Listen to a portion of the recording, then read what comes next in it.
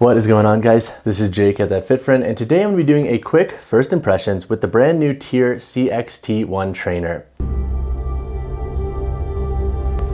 So TYR sent this model out for first impressions and review content. I did buy a pair on pre-order. I wanted to do that to number one, support TYR, but then number two, I think having skin and money in the game helps make me a little bit more objective. And when this model does release come this fall, I'll do a giveaway for this shoe once the review goes live as well. So definitely stay tuned for that. So for my first workout in this shoe, I had to combine basically 2 days into one and kind of like pick and choose which movements I was doing. We're going to Canada for a week with the doggies. We're going up to Banff to explore the national park. So don't recommend condensing 2 days into one, especially when they're two like heavier lower days, but we had to do it and get it done. So we did some heavier squats, deadlifts, and more of like a dynamic conditioning circuit in this model with some kettlebell work, some plyos, and then some walking lunges. Now, a couple of thoughts with this shoe is number one, the stability in this model is solid, and it's really interesting because this model has a 9mm heel to toe drop. That is higher than your standard CrossFit or cross-training shoe that sits usually between like 2 to 6 millimeters.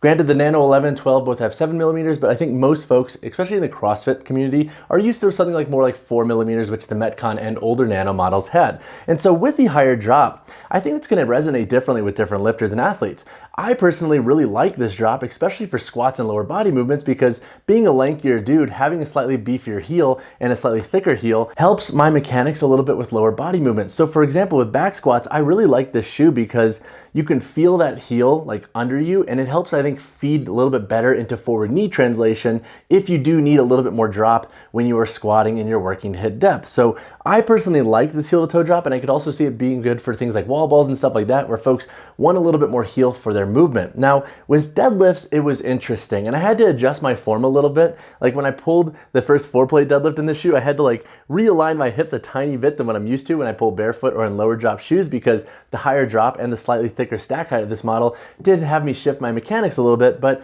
honestly, the stability in the shoe wasn't off-putting for deadlifts, and I think if you are going to be using them for more CrossFit style training and you're not necessarily like maxing out your deads, the shoe should be plenty fine in that context. But the higher drop is interesting for pulling movements, but for squats, I did like it a lot.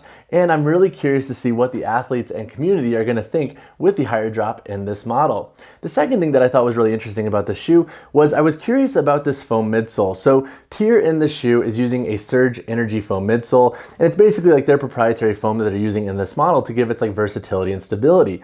With this forefoot, it doesn't feel overly stiff despite this being a slightly more high density foam midsole. If I had to compare it to like another foam midsole, think like Nano 10, Nano 9 that had that more high density foam midsole up in the forefoot. That's kind of what this model feels like. It's more firm than the Nano 12's Float Ride Energy foam and the Nike Metcon 8's React foam. So if you do like slightly more dense midsoles in your shoes, I could see this being a good thing for you. And honestly, it doesn't feel overly stiff. Like after one workout, they're already starting to break in a little bit more in the forefoot and midfoot, which I personally like. So I'm curious to see how long it takes to really break this shoe's forefoot in to get it feeling really mobile. The second thing that I thought was really interesting is the stability platform in this shoe. So that's basically TYR's patent pending technology in this model. And so I'm curious, and I want to ask them more about what this is. I'm not sure how much they can share if it's patent pending, but I want to know exactly like what is contributing to this platform, because if you look at the sole of the shoe, we have a little bit of arch here. And so I'm curious, like, is the platform the entirety of the sole? Is it just the heel? Is it the forefoot? Is it the combination of both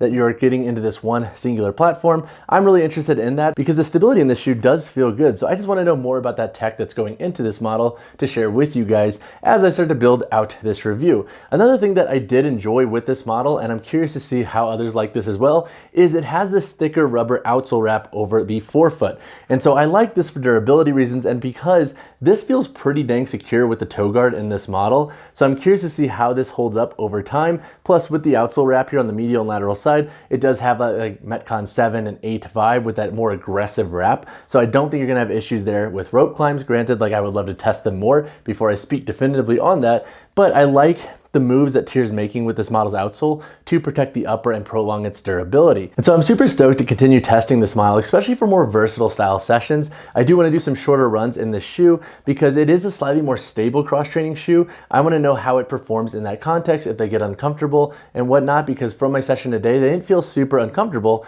for the versatile work I did. So I think that's a good sign. However, we need to test it a little bit more. Looking at the insole in this model, it does have a thin foam removable insole. So for folks who like to take out the crappy insoles in their shoes and replace them, this model does have a thin foam removable insole. So in the context of building out a review for this shoe, expect a review in the next few weeks to the next month. I'm gonna be gone once again for the next week traveling, so I will not be able to train. Need a good deload, honestly, for my brain and my body. But I'm excited to keep testing this shoe just because it seems different from the cross trainers on the market currently. And honestly, with new companies coming into the game and like offering different style shoes, I think that's a good thing because it's going to cause folks to then try them out and try and see what works best for them. With a little bit of arch in this model and with the higher drop, I think that could be a good thing for lifters who may actually resonate better with that type of shoe construction, but they just have never had that option yet in the context of other cross training shoes. So I'm super excited to keep putting this model to the test. Stay tuned for my full thoughts and analysis, but this model has been really interesting and I'm super excited to keep testing this shoe. But if you have any questions on this model, like preemptively, before you, let's say, put down an order for your pre-sale, drop a comment down below, let me know, or reach out to me personally, whichever you prefer. And as always, guys, drop a like on the video, drop subscribe to the channel. I will see you in the next one. And I know this video is a little bit more informal than my normal bread and butter video, but hope you guys like this one. I wanted to get a quick one up before we went on our little travel excursion with the doggies. But again, I'll see you in the next one.